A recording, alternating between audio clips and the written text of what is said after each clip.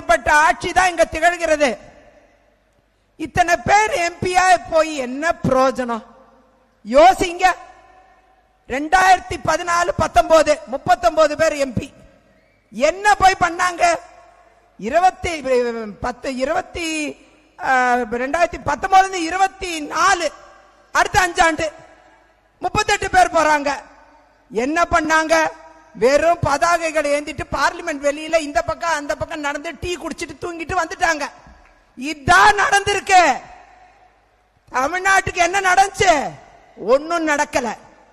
மக்களாகிய நீங்கள் சிந்திக்க வேண்டும். யார் பாராளுமன்றத்திற்கு சென்றால் தமிழகம் நன்மைகளை பெறும் என்பதை நீங்கள் சிந்திக்க வேண்டும் என்பதை கேட்டுக்கொள்கிறேன்.